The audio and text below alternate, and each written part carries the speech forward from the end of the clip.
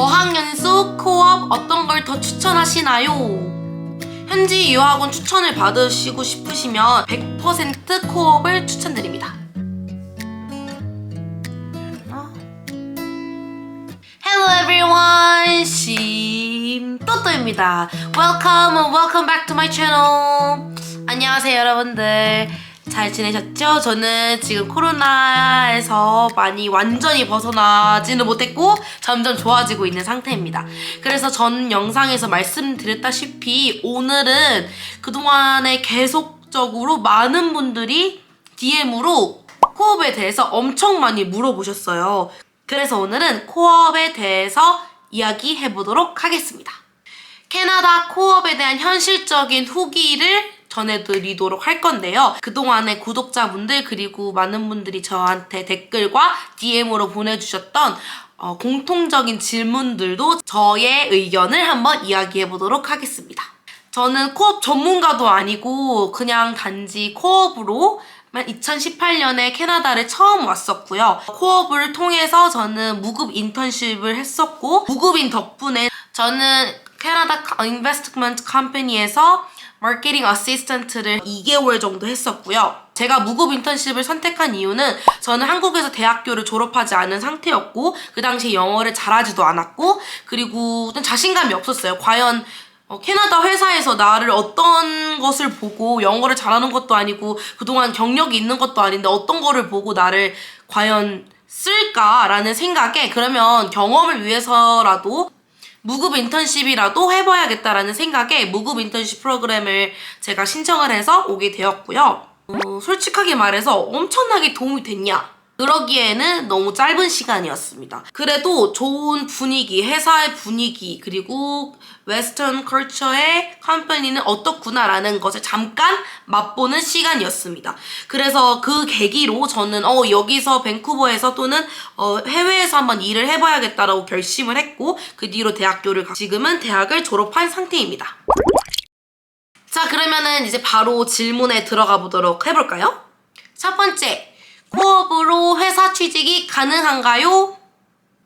글쎄요. 저는 솔직하게 말씀드려서 정말 어렵다고 생각합니다. 저도 밴쿠버에서 취준생인데요.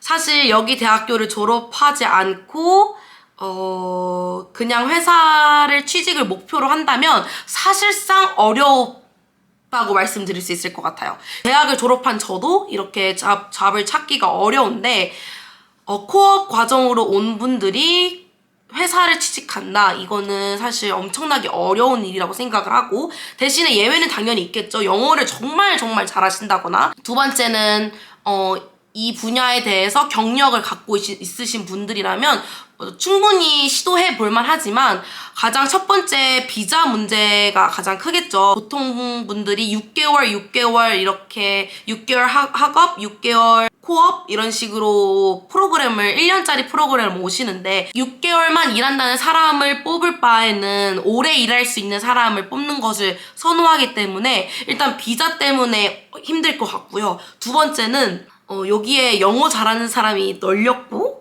영어가 모국어인 사람들이 널렸고 실력이 출중한 사람들이 많은데 굳이 유학생을 뽑으려고 하는 회사가 과연 있을까라는 생각이 듭니다. 이러한 이유들 때문에 저는 사실 코업 비자로 회사에 취직한다는 거는 꽤 어렵다고 생각합니다. 그래서 대부분의 분들이 코업 학교를 졸업하고 나서 이제 일할 수 있는 기간으로 들어갔을 때 식당이나 카페, 세일즈 이런 쪽으로 가게 되는데요.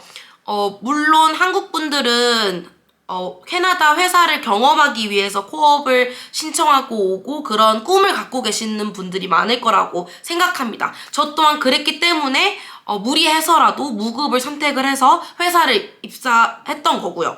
저는 이 또한 엄청나게 큰 경험이 될 거라고 생각합니다. 무조건 회사에서 일하는 것만 성공한 코업이라고 생각하지 않고요. 이렇게 세일즈나 레스토랑이나 카페에서 일하게 되면서 정말 많은 것들을 배울 수 있는데요. 지금까지 무급으로 회사에서 2개월 만 일한 거 빼고는 다 레스토랑이나 카페에서 일을 했었는데요.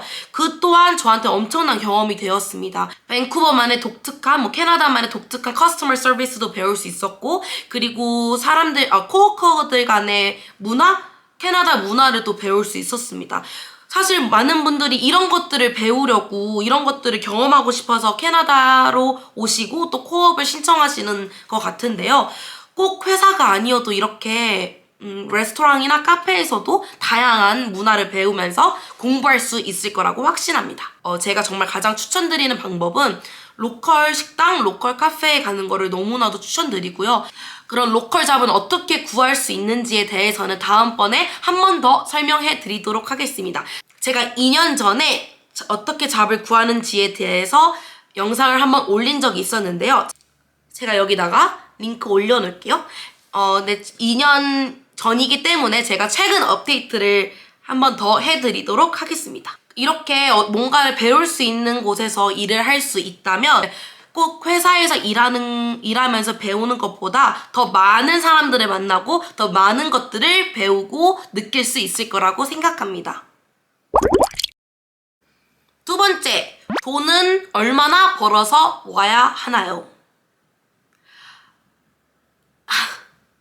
사실 각자마다 씀씀이가 다르고 생각하는 버짓이 다 다르기 때문에 얼마는 꼭 모아오세요 라고 말씀드릴 순 없지만, 솔직히 말해서 캐나다가 리빙 코스트가 정말 높고 그리고 팁 문화가 있기 때문에 대충 룸 쉐어를 했을 때 700불 정도는 집값으로 나가고 50불 정도는 핸드폰 요금으로 나간다고 생각하고 100불 정도는 교통비 나가고 꼭 필요한 것들만 하게 되어도 한 달에 1000불씩 나가게 됩니다. 그러니까 숨만 쉬어도 한 달에 1000불씩 나가게 되는 거죠. 한 달에 100만 원은 숨만 쉬어도 나간다고 생각하는 돈으로 생각하고 그리고 계산해보시면 좋을 것 같습니다. 세 번째, 코업은 얼만가요?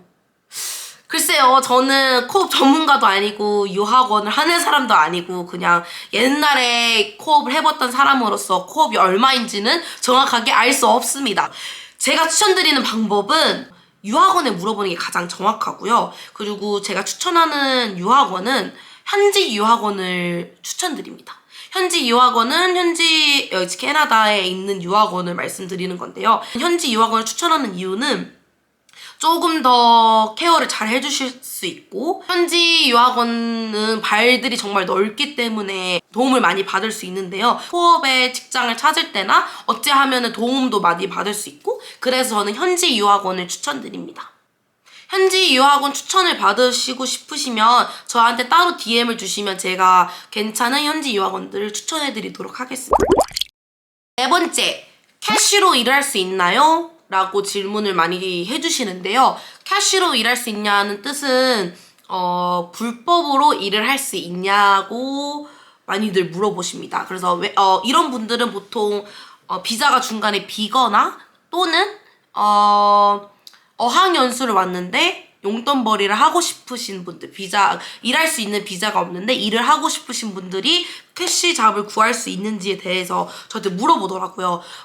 솔직하게 말해서 캐시로 일하시는 분들이 꽤 많이 있으십니다. 그런데 가장 중요한 거는 일단 최저시급보다 더 못 받게 되시고요. 보통은 사람마다 당연히 다르지만 캐시로 일하기 위해서는 사장과 딜을 해야 되잖아요. 그러면 보통 한국 분들은 한국 사장들을 찾아가서 캐시로 일할 수 있냐고 물어보게 됩니다. 그러면 어쨌든 결국에는 똑같이 한국 레스토랑이나 한국 지점에서 일을 하게 되면서 캐시로 일하게 되는 건데요. 그러면은 저는 차라리 그럴 바에는 한국에서 좀 더 돈을 더 넉넉하게 모아오고 여기서는 그냥 오로지 내가 영어 공부하고 더 배울 수 있는 환경에서 노출시키는 거를 더 목표로 갖는 것이 더 좋지 않을까라고 생각이 듭니다. 물론 각자마다 해외에 오는 이유들은 다 있겠죠. 꼭 영어가 우선이 되지 않는 사람들도 있고 다 각자의 목표가 있는데 대부분의 분들은 영어를 공부하기 위해서 온다고 생각합니다. 어쨌든 간에 캐시잡을 하게 되면 대우를 못 받고 그리고 배울 수 있는 것도 한계가 있을 거라고 말씀드릴 수 있겠습니다. 다섯 번째, 집은 어떻게 구하나요? 저는 보통 우베뉴에서 집을 구했었습니다. 지금까지는. 우베뉴를 저는 첫 번째로 추천드리고요. 그 다음에 크레이글리스트에서도 추천드리는데, 크레이글리스트는 밴쿠버에 오셔서 좀 더 적응하시고 나서, 그리고 나서 크레이글리스트를 보시면서 직접 다녀보시고 하면서 집을 잘 알아보시는 것을 추천드립니다. 설명란에 제가 링크를 달아놓도록 하겠습니다. 이제 대망의 마지막 질문입니다. 어학연수, 코업 어떤 걸 더 추천하시나요? 저는요 100% 코업을 추천드립니다. 정말요. 100% 코업을 추천드려요. 왜냐면 일단 어학연수는 어학연수잖아. 영어를 배우러 오는 거란 말이에요. 근데 저는 영어는 한국에서 배워야 된다고 생각해요. 왜냐하면 영어를 영어로 배우는 거예요.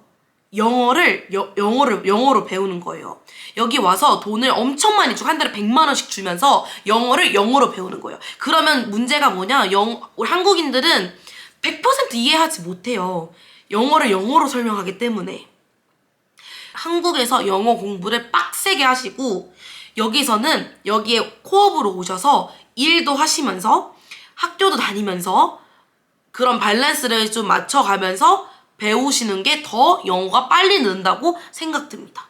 어학연수는 비싸잖아요. 코업 당연히 비싸지만 비싼 만큼 일도 못하고 그리고 그만큼 영어가 늘지 않아요. 어학연수 1년 다녀왔다고 해서 영어를 절대 잘할 수 없습니다. 그렇기 때문에 저는 차라리 그 많은 돈을 한국에서 차라리 더 좋은 영어학원을 다니면서 영어 공부를 빡세게 하시고 여기를 코업으로 오시는 걸 더 추천드려요. 영어를 영어로 배운다는 건 정말 어려운 일인 것 같아요. 더 영어를 어렵게 배운달까? 한국은 워낙 좋은 선생님들 많으시고 물론 주입식 교육이 있지만 요즘은 또 회화를 더 중점으로 하는 시대로 가고 있기 때문에 정말 좋은 선생님들이 많아서 한국에서 꼭 영어 회화를 공부를 하시고 여기서는 영어를 좀 더 자연스럽고 생활 속으로 쓸 수 있도록 해외에 나온다고 생각하시면 더 좋을 것 같아요. 어학연수는 친구 사귀는 목적으로 오셨으면 좋겠습니다. 어떻게 도움들이 좀 많이 되셨나요? 그동안에 댓글로나 또는 DM으로 질문 주셨던 것들을 정리해서 답변을 해드리는 시간이었습니다.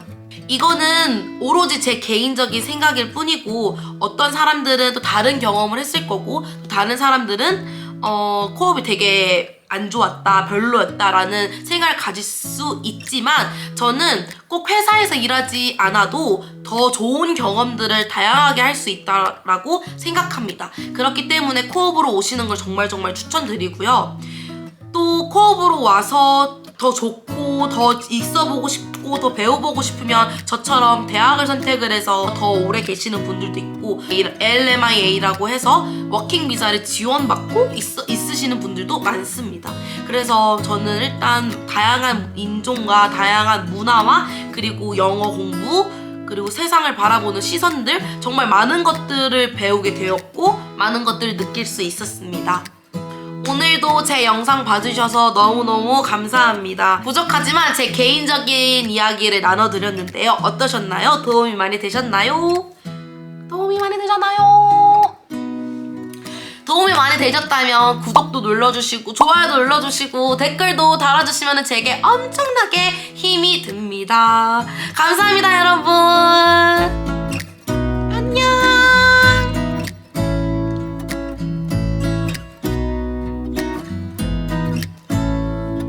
잘 나왔나 모르겠다.